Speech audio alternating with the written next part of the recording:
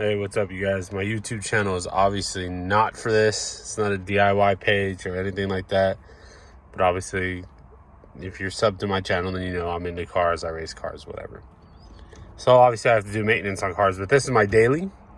And I try to do all the research I could on this situation with this particular vehicle, which is the Vue Redline, which it's okay if you just have a regular Vue V6. As long as you have the 3.5 liter Honda V6, I'm here for you. I'm going to make this video for you because literally, if you look it up, it's all the 2.2 little Ecotechs, the little 4-cylinder Vues.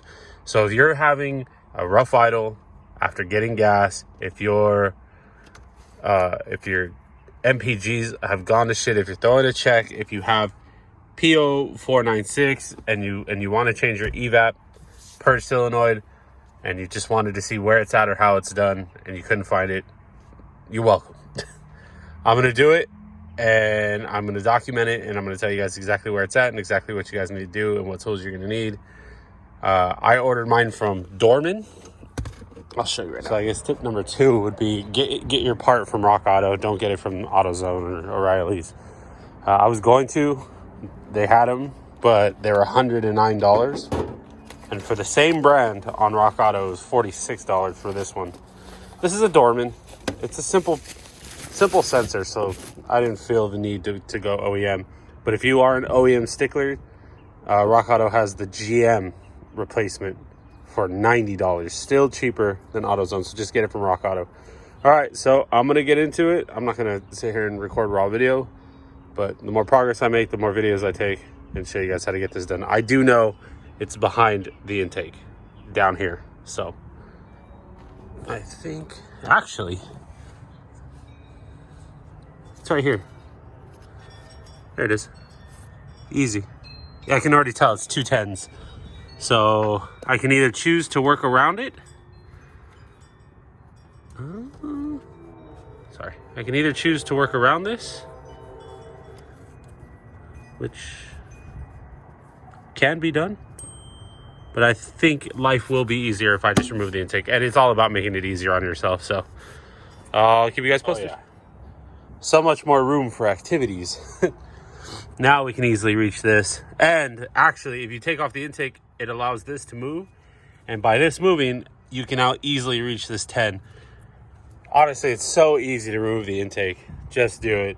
And while you're at it, you can change your intake filter if you need to, which my backpack is crushing. Sick. Oh, yeah, shit. Don't put your backpacks on top of your intakes. I saved the filter. We're good.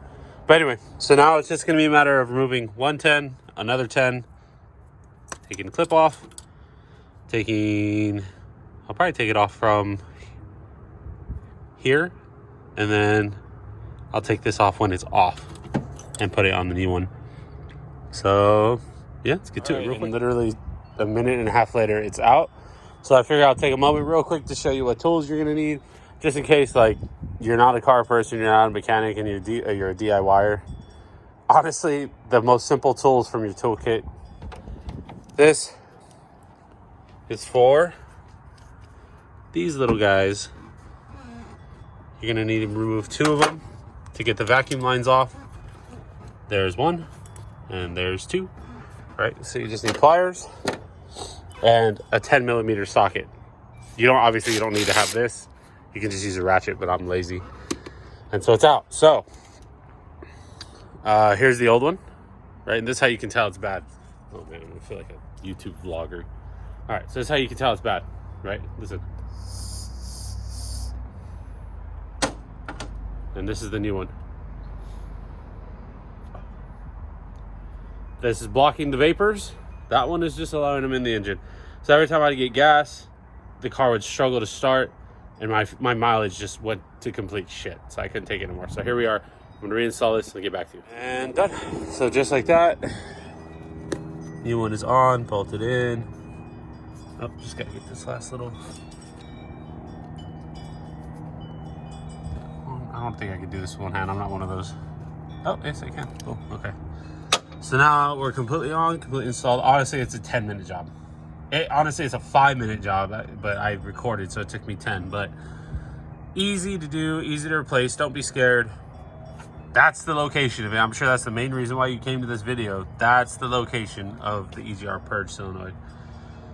And yeah, so I'm gonna put it back together and let's see if the check engine light turns off on its own or if I gotta clear it.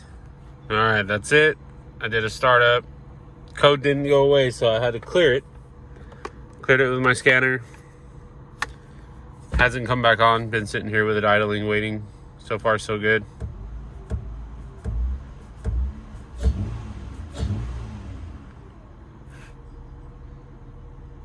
The funny thing is, the gas gauge was reading at half, which I knew was wrong, and now it's moving back up to where it should be, which is 3/4. So I think it's doing its job. I think it's good. If the check engine light comes back on, I will post it in the comments, but I'm almost positive it's not. It's already idling better, feeling better, everything is solid. So yeah, that's the location. That's how to replace it.